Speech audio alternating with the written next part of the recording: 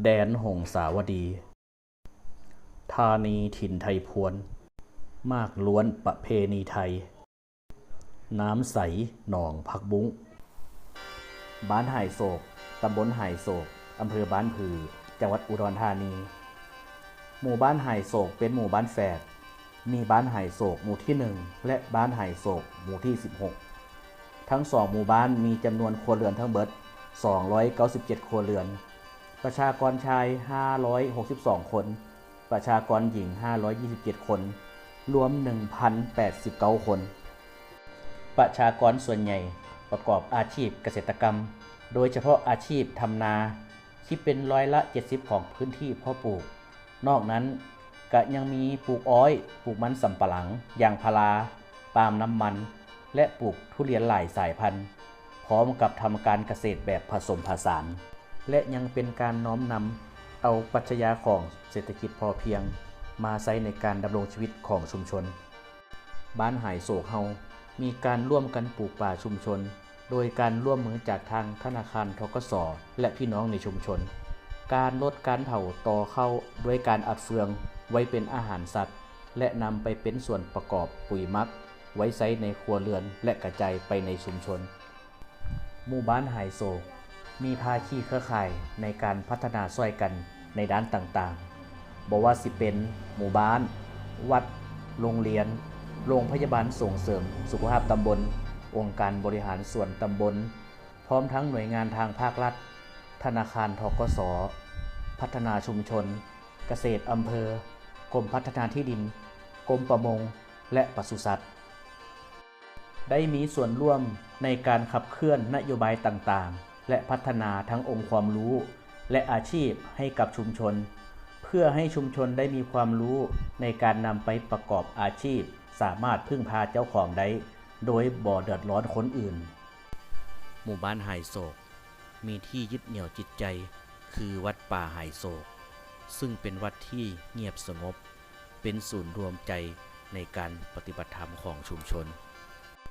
และยังมีวัดมงคลนิมิตบ้านหายโศก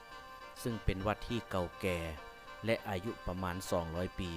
มีเอกลักษณ์เฉพาะตัวบ่ว่าสิเป็นลวดลายสีสันของพระอุโบสถชุมชนมีความเชื่อว่าถ้าใครได้มากราบสักการะขอพรณที่แห่งนี้สิมีความโชคดีและสมหวังในสิ่งที่ปรารถนาและบริเวณใกล้กันกับพระอุโบสถเก่าก็ยังมีศาลปู่ฟ้าลั่นซึ่งเป็นสถานที่ที่ชาวบ้านให้ความเคารพนับถือกันมาแต่สมัยบรรพบุรุษเป็นศูนย์รวมจิตใจชาวบ้านด้วยดีตลอดมาและชุมชนเฮายังมีการอนุรักษ์ศิลปะวัฒนธรรมประเพณีต่างๆไว้ให้ลูกหลานได้สืบสานกันตลอดไปในอนาคตบ่ว่าสิเป็นงานทำบุญปีใหม่สงกรานต์บุญพเวทบุญบั้งไฟทอดเทียนพรรษาและก็งานประเพณีต่างๆตามฤดูกาลชุมชนบ้านหายโศกยังมีเอกลักษณ์อนุรักษ์ภาษาถิ่นไว้บ่ให้สูญหายนั่นคือภาษาพวนชุมชนของเฮาอยู่กันด้วยความฮักความสามัคคีมีอิหยังก็ดูแลและปรึกษาแก้ปัญหาร่วมกันเพื่อความผาสุกของชุมชนนอกจากอาชีพเกษตรกรรมแล้วชุมชนบ้านหายโศกยังได้มีการประกอบอาชีพต่างๆเช่นจำหน่ายไก่ย่างหายโศกตั๊กแตนน้ำตาลอ้อยแปรรูปไม้กวาดดอกหญ้าเย็บผ้าส่งโรงงานและจำหน่ายภายในประเทศและต่างประเทศพร้อมทั้งมีการแปรรูปจากไม้เฮือนเก่าเพื่อเพิ่มมูลค่าให้แก่สินค้านอกจากนั้นชุมชนยังมีการเชื่อมโยงจากธนาคารธกส. ในด้านเงินทุนต่างๆเพื่อนำมาเป็นทุนในการประกอบอาชีพและส่งเสริมอาชีพในชุมชนทั้งรายเดี่ยวและรายกลุ่ม